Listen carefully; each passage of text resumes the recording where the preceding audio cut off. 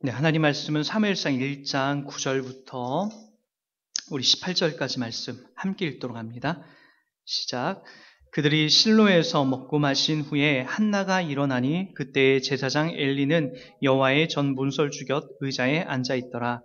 한나가 마음이 괴로워서 여호와께 기도하고 통곡하며 서원하여 이르되 만군의 여호와여, 만일 주의 여종의 고통을 돌보시고 나를 기억하사 주의 여종을 잊지 아니하시고 주의 여종에게 아들을 주시면 내가 그의 평생에 그를 여호와께 드리고 삭도를 그의 머리에 대지 아니하겠나이다. 그가 여호와 앞에 오래 기도하는 동안에 엘리가 그의 입을 주목한즉 한나가 속으로 말하매 입술만 움직이고 음성은 들리지 아니하므로 엘리는 그가 취한 줄로 생각하는지라. 엘리가 그에게 이르되 네가 언제까지 취하여 있겠느냐? 포도주를 끊으라 하니 한나가 대답하여 이르되 내 주여 그렇지 아니하나이다. 나는 마음이 슬픈 여자라. 포도주나 독주를 마신 것이 아니오 여호와 앞에 내 심정을 통한 것뿐이오니 당신의 여종을 악한 여자로 여기지 마옵소서. 내가 지금까지 말한 것은 나의 원통함과 격분됨이 많기 때문이다 하는지라. 엘리가 대답하여 이르되 평안히 가라. 이스라엘의 하나님 내가 기도하여 구한 것을 허락하시기를 원하노라 하니 이르되 당신의 여종이 당신께 은혜 있기를 원하나이다 하고 가서 먹고 얼굴에 다시는 근심빛이 없더라. 아멘. 한나라는 이름은 참 흔하죠. 제가 아는 사람도 제가 자랐던 그 목사님 둘째 딸이 한나였고, 저희 교회 자주 와서 저와 또 신앙적인 교제를 하는 사람 중에 한나라는 이름이 있고요. 또 주변에 한 달이 건너면은 한나라는 이름은 참 너무나 참 많습니다. 좋은 이름이고 여자가 갖기에 참 괜찮은 이름인데, 한나라는 이름을 그렇게 이제 많이 짓고 좋아하는 이유는 아마 이 사무엘상 1장과 2장에 등장하는 이 한나에 대한 이 내용 때문에 그럴 거예요. 근데 사실은 한나에 관한 이야기는 사무엘상 요 1장과 2장 외에는 한나가 또다시 등장하는 그림은 없어요. 한나가 주인공이 아니라는 성경의 명확한 증거가 되는 거죠. 그럼에도 불구하고 우리가 한나에 대해서 이렇게 너무나 이렇게 좋아하는 이유는 아마 한나가 하나님 앞에 기도해서 사무엘을 아들로 얻었다라고 하는 이유 때문에 그 한나를 우리가 좋아하게 되고, 보통 또 한나가 힘들게 자식을 낳게 되면 그의 이름을 또 사무엘이라고 이렇게 짓게 되는 경우도 간혹 이렇게 보게 되는 경우가 있습니다. 여러분들이 성경을 이렇게 막 볼 때 여기에 나와 있는 그 단순한 이렇게 짧게 스쳐가는 이야기에 집중하여서 사무엘서나 성경이 전체적인 부분들을 이렇게 왜곡하고 틀어 제키면 안 됩니다. 그러니까 이 부분에 이렇게 기록되어 있다고 해서 성경이 이렇게 하나님 앞에 기도해서 하나님 받아내고 그리고 우리의 원통함을 아뢰면 하나님께서 다 해결해 주시겠구나 라고 하는 이런 어떤 공식적인 이야기로 이렇게 흘러가면 안 돼요. 이 본문은 지금 서론과도 같은 부분이거든요. 서론에서 누구를 꺼내오기 위해서 하는 거냐면은 사무엘을 꺼내오기 위해서 얘기하는 겁니다. 더욱이 여러분들이 잘 확인하셔야 될 게 뭐냐면은 한나를 그 처음에 여기 등장시키는 그 그림을 보면은 아기를 못 가져요. 아기를 못 갖는데 우리가 보통 아기를 못 갖게 되면은 그 마음에 담겨져 있는 심정이 워낙 힘들고 답답하고 어렵다는 건 다 알아요. 알겠어요. 저도 저희 첫째 아들 이렇게 꼬장 부리는 그 아들을 낳기 위해서 1년 동안 아기가 안 생겨서 너무나 힘든 그 시간을 보냈던 기억이 있거든요. 그러니까 아기를 못 갖는 그런 상황에 그 처해 있는 상황이 얼마나 처절한지 저도 조금은 알겠어요. 근데 보통 그 한나를 높이기 위해서는 그런 그림으로 나오면 안 되잖아요. 더군다나 한나가 아기를 못 갖는다라고 하는 그 마음을 갖고 나서 그 상황을 갖고 나서 한나와 그의 그 몸종으로 나오지 않아요. 아마 둘째 부인이었겠죠.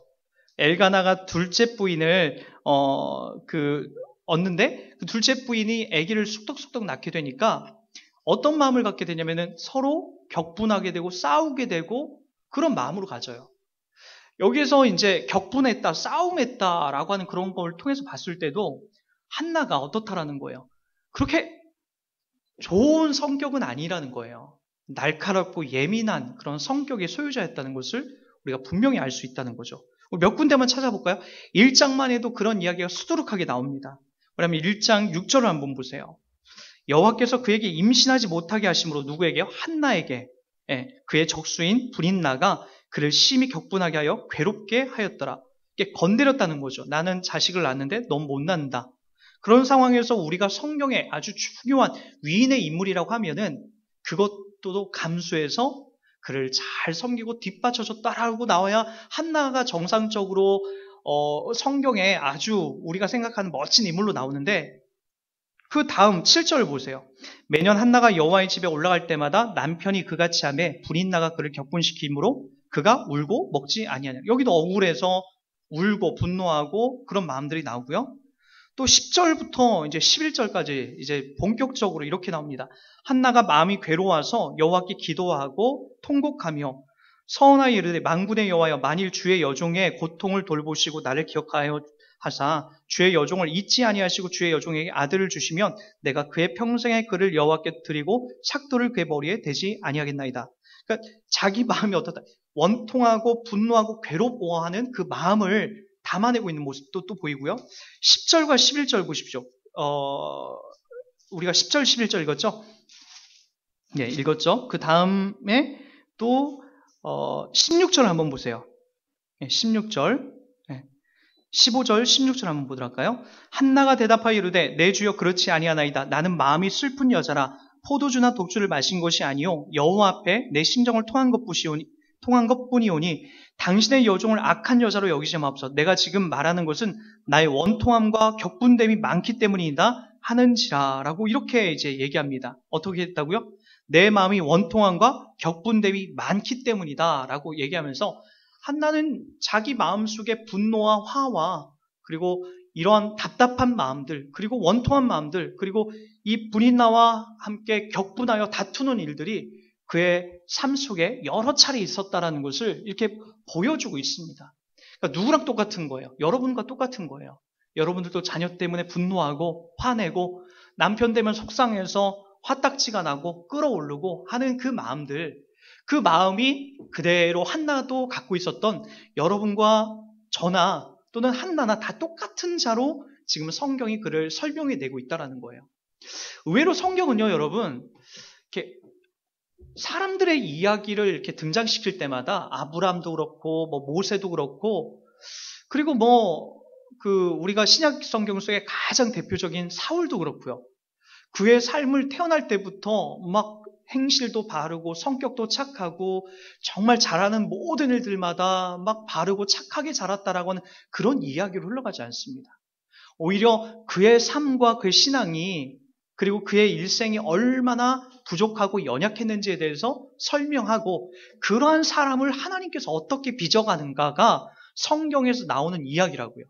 그래서 여러분들도 하나님을 만나고 예수님을 구세주로 믿고 나서 여러분들 인생 속에 하나님이 하시고자 하는 것은 여러분들이 태어날 때부터 성품이 좋고 인격이 좋고 착하고 바르고 그런 것을 하나님이 이렇게 그런 걸 통해서 여러분 하나님이 영광 받으시는 것이 아니라 여러분 삶 속에서 좀 못나고 조금 정말로 형편없는 그런 자리에서 하나님이 여러분을 뚫고 개입하여 주셔서 여러분이 어떻게 변하는가를 더 성경이 중요하게 바라보는 위치지, 태어날 때부터 위인은 없다니까요. 태어날 때부터 괜찮고 멋진 사람은 여러분 그렇게 등장하지 않아요.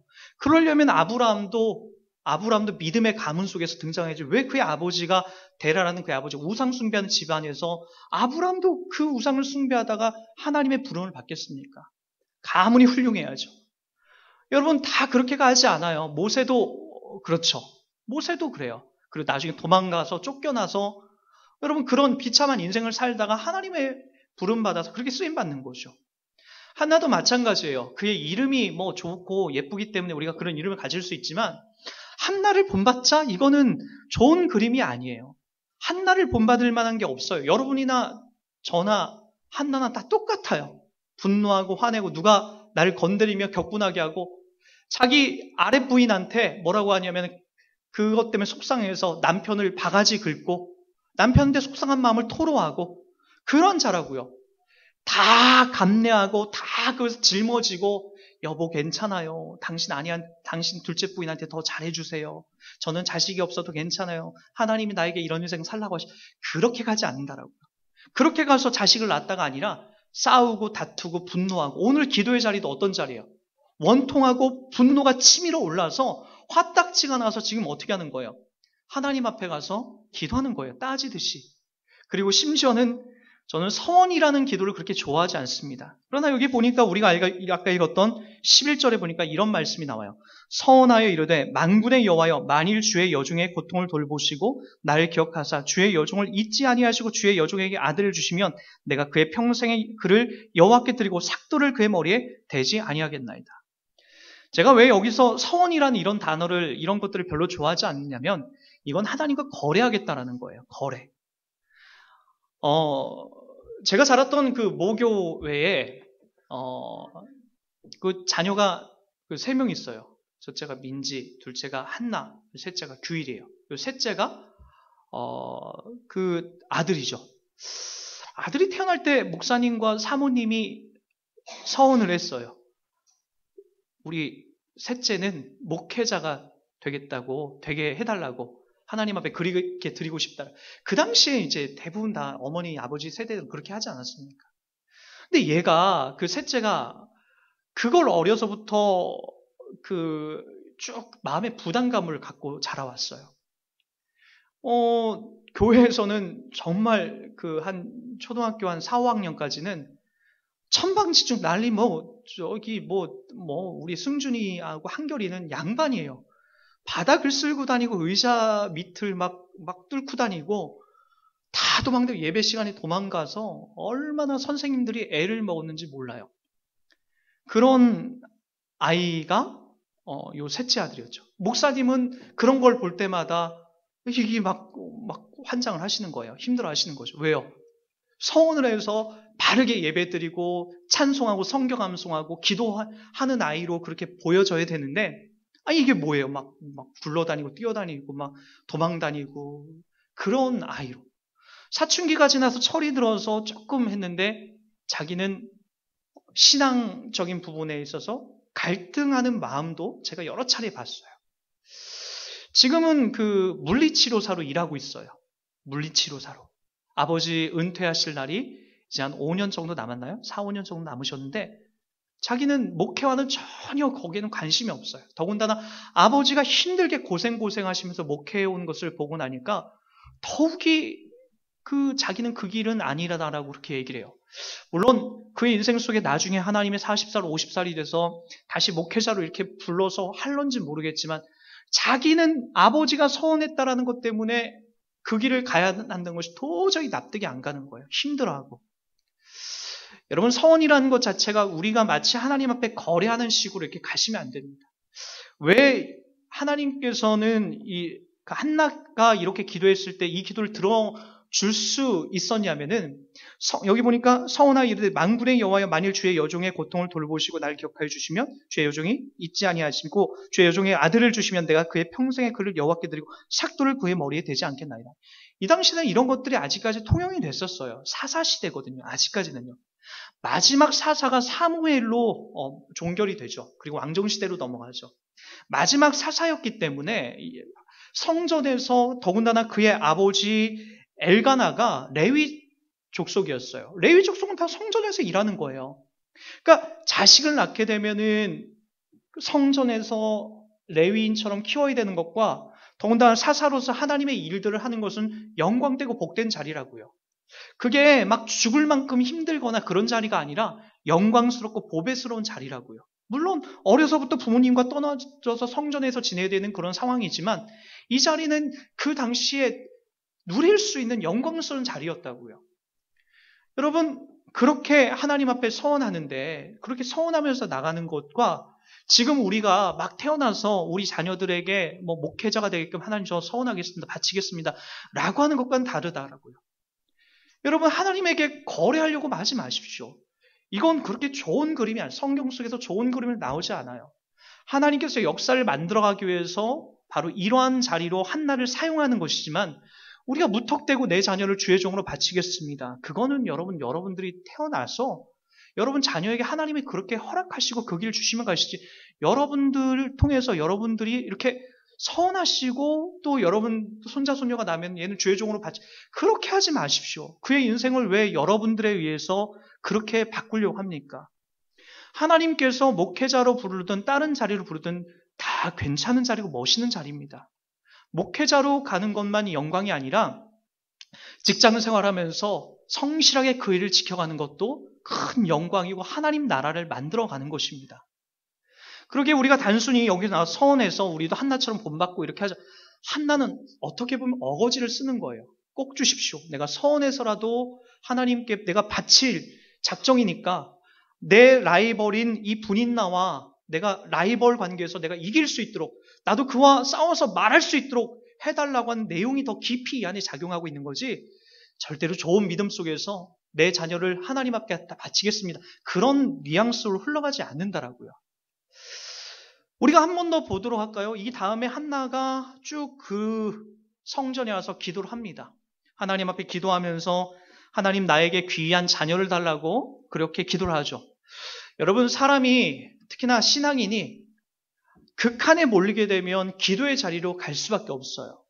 남편도 나에게 답을 안 주는 것 같고 내 친구들도 나에게 답을 안 주는 것 같고 정말 내 억울하고 분노가 치미는 그런 상황 속에 있다라고 한다면 하나님을 아는 사람은 기도의 자리로 갑니다. 여러분들 마찬가지죠. 작년 한 해 보십시오. 힘들고 괴로워할 때 여러분 누구에게 말해서 그 문제가 해결됐습니까?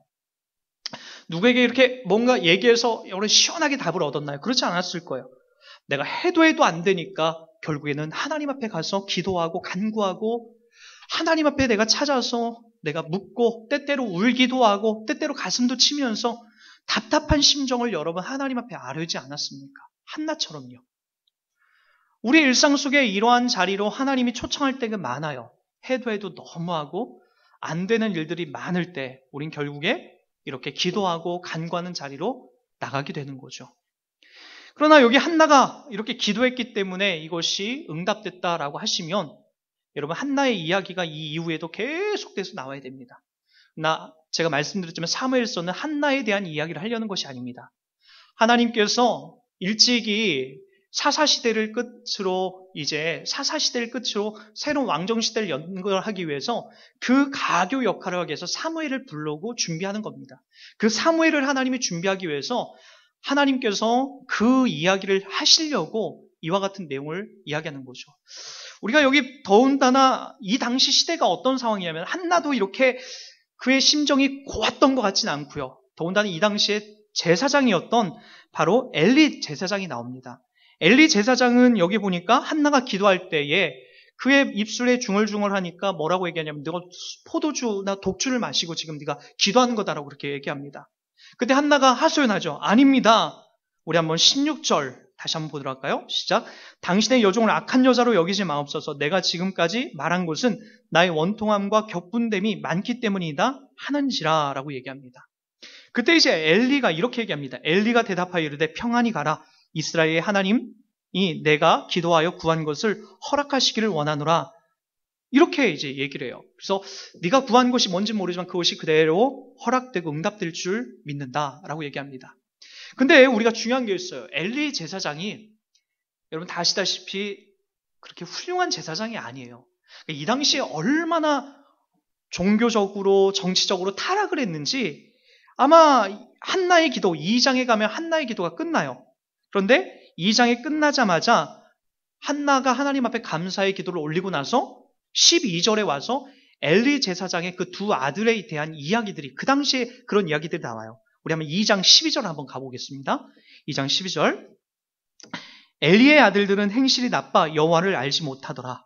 그 제사장들이 백성에게 행하는 습관은 관습은 이러하니 곧 어떤 사람이 제사를 드리고 그 고기를 삶을 때에 제사장의 사환이 손에 살 갈고리를 가지고 와서 그것으로 냄비에나 솥에나 큰 솥에나 가마에 찔러 넣어 갈고리에 걸려 나오는 것은 제사장이 자기 것으로 가지되 실로에서 그곳에 온 모든 이스라엘 사람에게 이같이 할 뿐 아니라 기름을 태우기도 전에도 제사장의 사환이 와서 제사 드리는 사람에게 이르기를 제사장에게 구워드릴 고기를 내라. 그가 내게 삶은 고기를 원하지 아니하고 날 것을 원한다 하다가 그 사람이 이르기를 반드시 먼저 기름을 태운 후에 내 마음에 원하는 대로 가지라 하면 그가 말하기를 아니라 지금 내게 내라. 그렇지 아니하면 내가 억지로 빼앗으리라 하였으니 이 소년들의 죄가 여호와 앞에 크심이 크면 그들이 여호와의 제사를 멸시함이더라.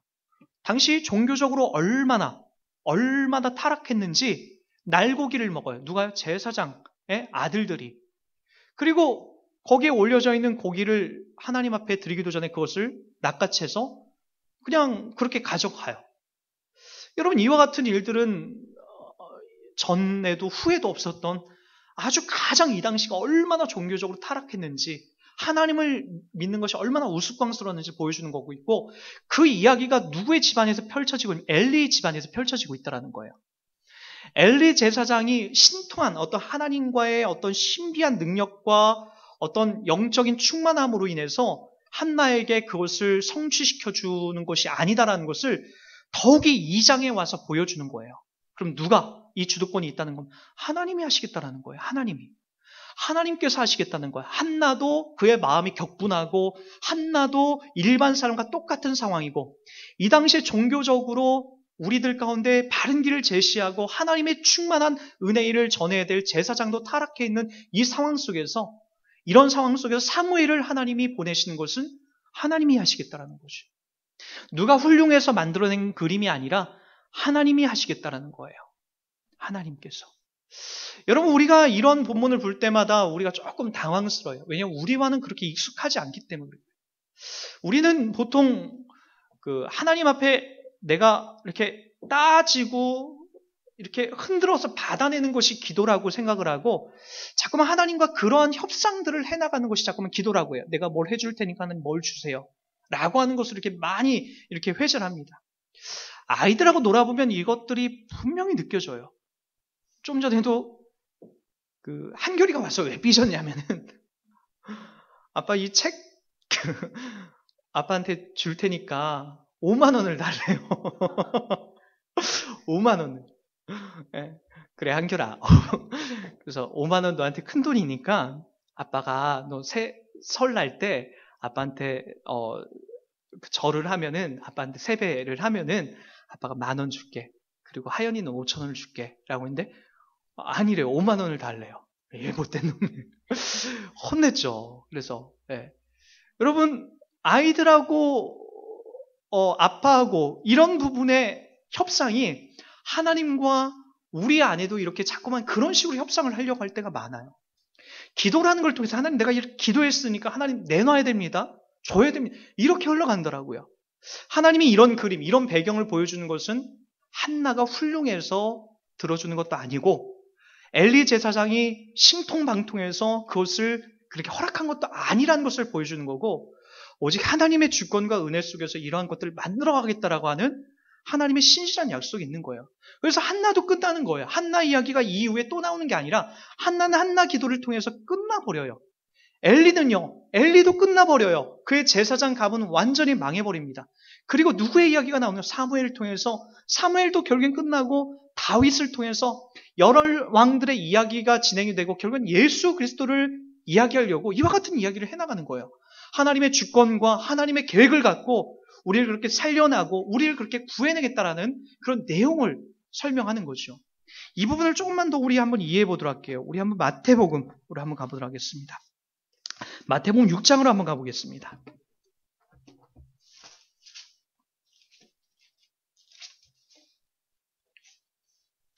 마태복음 6장 5절에 보면은 우리들 가운데 이 본 말씀이 더더욱 우리가 읽었던 내용을 더더욱 잘 확인시켜주는 내용들이 있어요. 우리 한번 6장 5절부터 한번 보도록 하겠습니다. 또 너희는 기도할 때에 외식하는 자와 같이 하지 말라. 그들은 사람에게 보이려고 회당과 큰 거리 어귀에서 서서 기도하기를 좋아하느니라. 내가 진실로 너에게 이르노니 그들은 자기 상을 이미 받았느니라. 너는 기도할 때 내 골방에 들어가 문을 닫고 은밀한 중에 계신 내 아버지께 기도하라. 은밀한 중에 보시는 내 아버지께서 갚으시리라. 또 기도할 때에 이방인과 같이 중언부언하지 말라. 그들은 말을 많이 하여야 들으실 줄 생각하느니라. 그러므로 그들을 본받지 말라. 구하기 전에 너희에게 있어야 할 것을 하나님 너희 아버지께서 아시느니라. 자,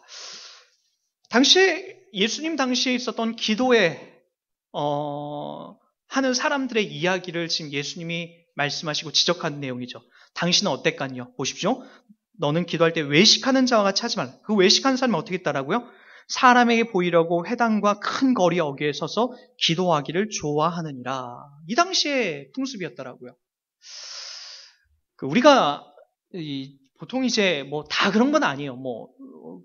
앞에서 이렇게 대표 기도를 할 때 보면은 가장 많이 놓치는 게 이 기도문을 통해서 사람들의 마음을 이렇게 감동시키는 것으로 기도를 이렇게 하시려고 하는 분들이 되게 많아요. 기도라는 것 자체가 사람들에게 감동시키고 그들에게 좋은 이렇게 말을 해서 감동적인 말을 해서 그들에게 아멘을 유도하는 것이 기도가 아니에요. 기도는 뭐예요? 사람들의 귀와 마음을 감동시키는 것이 기도가 아니라 하나님이에요. 분명한 목적이 그 주체자가 누구냐? 하나님이세요. 하나님에게 향하는 거예요. 하나님에게 향하다 보면 이런 것들이 안 나옵니다. 기도를 큰 소리로 해 하나님이 들으신다. 아니면 기도를 작게 해야 된다. 40일 금식해야 된다. 철야 기도를 해야 하나님이 들으신다. 또는 우리가 막 방방방 뛰면서 기도해야 된다. 이런 모양들이 안 나온다라고요. 주체가 하나님이시면, 주격이 하나님이시면은 그러한 어떤 기도의 방법이나 어떤 형태들이 중요한 것이 아니라 내 기도를 그분이 듣고 계시다는 것에 집중을 하게 되는 거죠. 그래서 이 당시에도 어떤 일이 있었다라고요? 여기 보니까 사람들이 많이 모이는 것과 큰 거리 어귀에서 기도하기를 좋아했다라고요. 종교 지도자들이 그 당시에 뛰어난 믿음을 갖고 있다라고 성경적인 내용을 알고 있다는 사람들이 그렇게 했다라는 거예요. 유대인들은, 바리새인들은 하루에 3번 기도합니다. 아침 9시, 정오 12시, 오후 3시 그 시간에 맞춰서 기도하러 가요. 근데 어떤 일이 있게 되냐면은 여기 보니까 그런 표현을 하죠. 사람들이 많이 모이는 회당과 큰 거리 어귀에서 기도하기를 좋아한다. 9시가 돼서 시간이 이렇게 확인이 되면 길을 가다가 일부러 사람들이 많이 모인 그 지점에 가서 그 시간을 맞추는 거예요. 일부러. 예를 들자면 여기 관양시장에 오후 한 2시 정도 되면 사람들이 많으니까 일부러 그 시간에 나와서 거기에서 기도를 하는 거죠. 9시니까. 시간이 됐으니까. 거기서 기도하는 거예요. 사람들이 그럼 그 사람은 역시 다르다. 칭송해주고 멋있게 한다. 그래, 저 사람이야말로 하나님의 사람이다라고 그렇게 칭송받기를 좋아했다라는 거예요. 이 당시에. 우리도 마찬가지죠. 대표 기도를 하건 사람들 앞에서 이렇게 서서 기도를 하건 또는 앉아서 기도하건 우리가 자꾸만 확인받으려고 하는 자리가 뭐예요? 야, 많이 기도한다. 정말 기도 멋있게 한다. 야, 저 사람 봐. 기도 참 아주 그냥 오랫동안 한다. 방언으로 한다. 자꾸만 뭘 이렇게 드러나는 형태로 그것 때문에 우리가 집중하게 돼요. 그걸 우리들 가운데 관심받고 위안받으려고 하는 사람들이 의외로 많아요. 당분간 저희 교회에서는 좀 대표 기도를 이렇게 앞에 서서 안 하려고 하는 이유도 그 이유입니다. 사람들에게 집중이 되면 안 되기 때문에 하나님에게 집중이 되는 그 상황까지 가면은 우리도 이제 좀 대표 기도를 이렇게 해야 되겠죠. 그런데 계속해서 이 앞에서 하시는 분들에게 제가 강조하고 싶은 거는 바로 그거예요. 사람들의 귀에 그들을 감동시키려고 기도문을 만들거나 기도하지 말라는 거죠. 하나님이 어설프고 어눌해도 그걸 듣는다라는 거죠. 6절에 심지어 이런 말도 하고 있습니다. 너는 기도할 때 내 골방에 들어가 문을 닫고 은밀한 중에 계신 내 아버지께 기도하라. 은밀한 중에 보시는 내 아버지께서 갚으시리라 라고 얘기합니다. 은밀한 중에 그분은 보신다라는 거예요. 골방엔 아무도 없어서 외로운 것 같지만은 하나님이 그 자리에서 기도하는 내용을 기꺼이 들으신다라는 거예요. 그렇다고 교회 나오지 말고 다 우리 집에 가서 골방에 들어 기도하라. 그런 이야기. 골방과 같은 심정으로 여러분 기도하셔야죠. 다른 사람에게 보이기 위한 마음이 아니라 누구에게 자랑하기 위함이 아니라 바로 이곳이 나의 골방이 돼서 어느 장소 어디에서나 내가 하나님에게만 내 마음과 내 생각과 내 뜻을 아는다라는 마음으로 나가셔야 되는 거죠. 그리고 또 7절 보십시오. 또 기도할 때 이방인과 같이 중언부언하지 말라. 그들은 말을 많이 하여야 들으실 줄 생각하느니라 라고 얘기합니다. 말을 많이 해서 오랜 시간 기도해야 하나님이 들으시고 짧게 기도한 건 안 들으신다? 여러분 그런 하나님이 아니라는 거예요. 하나님은 언제나 우리의 기도를 듣고 계시고 그 분량과 상관없이 우리의 기도 속에 반응하시고 하나님을 향하여서 눈과 시선을 돌리는 사람에게 언제든지 하나님은 말씀을 그리고 기도를 듣고 응답하신다라고 이야기하고 있다는 거죠. 자, 우리 8절에 다 같이 주목하겠습니다. 오늘 이 한나에 관한 내용과도 연결되는 부분입니다. 자, 보십시오. 그러므로 그들을 본받지 말라. 구하기 전에 너희에게 있어야 할 것을 하나님 너희 아버지께서 뭐한다? 아시느니라. 한나가 기도 안 했으면 사무엘이 안 나왔을까요? 아니요. 하나님은 분명히 하나님의 뜻과 계획 속에서 사무엘을 보내셨을 겁니다. 하나님께서 우리에게 있어야 할 것을 뭐 하신다라고 했죠? 아신다라고 얘기한다라는 거죠. 그러나 하나님께서 한나의 기도를 기꺼이 들으십니다. 그의 분노와 화가 치밀어 오르는 그런 모든 상황 속에서 하나님 앞에 기도하는 그 모든 내용을 하나님이 기꺼이 들으십니다. 들으셔서 바로 그 내용, 하나님이 계획하려고 하는 그것에 그의 기도와 그 내용들을 끼워 맞추셔서 보내시는 거죠. 여러분 한번 다 따져보십시오. 여러분은 도대체 기도해서 받은 것이 많습니까? 기도하지 않았음에도 하나님이 나에게 주신 것들이 더 많습니까? 따지고 보면 기도 못했음에도 불구하고 하나님이 나의 인생 속에 꾸역꾸역 밀어넣어서 주신 것들이 더 많을 거예요. 기도해서 받은 건요, 하나님이 주시기로 작정하신 것을 내 기도에 맞춰서 그것을 하나님이 허락하시고 우리들 가운데 보내주신 거죠. 가만히 보면 그래요. 여러분 인생 속에서 하나님이 일하시는 것이 더 큰 것이지 내가 하나님을 조정하여서 받아낸 것이 더 크거나 많지 않다라는 거예요. 지금도 그분은 그렇게 일하십니다. 한나가, 엘리가 부족했음에도 불구하고 하나님의 역사를, 하나님의 계획을 만들어 가시고 계시고요. 그 역사와 그 은혜는 지금 우리들 가운데서도 동일하게 그분이 일하시고 계시고, 그래 여전히 나의 계획과 나의 뜻보다도 하나님이 더 크게 일하시고 더 크게 반응하시고 역사하시는 것을 볼 수가 있게 되는 거죠. 그분의 손 안에 있다는 것을 여러분들이 귀하게 여기셔야 됩니다. 그러므로 그들을 본받지 말라. 구하기 전에 너희에게 있어야 할 것을 하나님 너희 아버지께서 아신다라고 얘기합니다. 예수님은 이 부분에 있어서 하나님을 우리들 가운데 어떻게 연결시키냐면은 아버지라고 얘기합니다. 제가 아들에게 5만 원 주면 그 아들은 행복하고 확 웃겠죠. 그러나 그렇게 하면 안 됩니다. 왜 안 되죠? 5만 원은 그 아이가 감당하기에 큰 돈이에요. 그 나이 때 주는 게 아니에요. 하나님도 마찬가지죠. 우리가 울고불고해서 하나님이 주신 것이 아니라 하나님의 때에 맞게끔, 하나님의 계획에 맞게끔 여러분의 인생 속에서 그런 일들을 여전히 계획하시고 일하시고 계신 거죠. 그래서 하나님의 일하심을 신뢰하십시오. 나 인생 속에 내가 부족하고 연약해도 하나님은 나를 통해서 내 안에서 하나님의 일하시고 있다. 나를 예수 믿게 하신 그 하나님이 여전히 우리 가정 속에서 일하시고 있다. 여전히 나의 자녀에게 그분이 개입하시고 있다. 내 마음만 급하게 그리고 분주하게 흘러가지 말자. 하나님의 뜻에 맞춰서 내가 그분을 신뢰하고 나가자. 그리고 여전히 그분이 원하시고 기뻐하시는 그 기도의 자리, 그분을 신뢰하면서 그분에게 기도하고 내어 맡기는 자리로 가자. 우리 신자들이 담아내야 될 것은 그 정도입니다. 그리고 하나님이 일하시는 것에 대해 우리가 찬송하고 기뻐하면서 그 뜻에 순종하는 우리의 인생이 되었으면 좋겠습니다. 여전히 지금도 도전받고 있는 여러분의 인생에 그 그림들이 나오셔야 됩니다. 하나님을 신뢰하십시오. 단 한순간도 그분을 놓치지 마시고 부족하고 연약한 나를 여전히 하나님이 빚어가고 있다는 것을 단 한순간 놓치지 마시기 바랍니다. 기도하도록 하겠습니다.